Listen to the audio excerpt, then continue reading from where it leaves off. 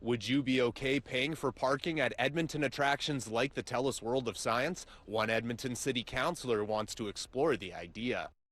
As far as I know, this is city property, and I think charging for an attraction like this would be definitely a big mistake. Paid parking isn't sitting well with some trying to stay out of the snow at the Telus World of Science Wednesday, or potentially paying for it at other Edmonton attractions like the Valley Zoo, Fort Edmonton Park, or the Moutard Conservatory, something that's done in cities like Calgary. Well, we should always do everything Calgary does. Would that prevent you from coming to city attractions if you had to pay for parking on top of your ticket? It would definitely factor in, for sure. When you ride transit, you have to pay for a ticket.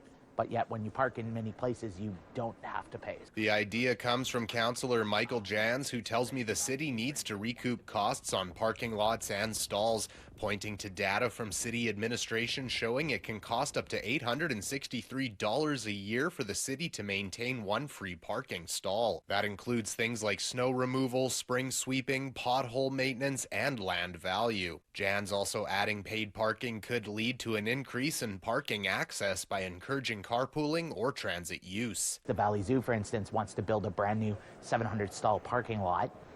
To what extent should that be paid for by parking revenue?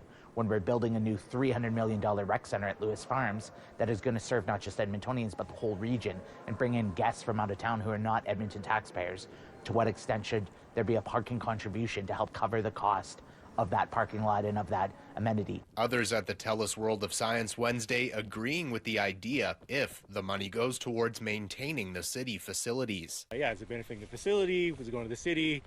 I mean, paying for parking makes sense in some cases, but also depends on what their charge is going to be, right? If it went towards the Telus World of Science, you would maybe be okay with it? I think so, yeah. It's a matter of like, yeah, what's the problem we're trying to solve, I guess is the question. Yeah. It wouldn't prevent you from going to some Edmonton attractions? I don't think so. Again, it depends on what the cost. If it's like a buck or two or something like that, I don't think that's going to deter. If it was like, you know, flex parking or anything like that, like a lot, then yeah, it would probably change my mind a little bit. City administration will have a report on paid parking on councillors' desks by May of next year.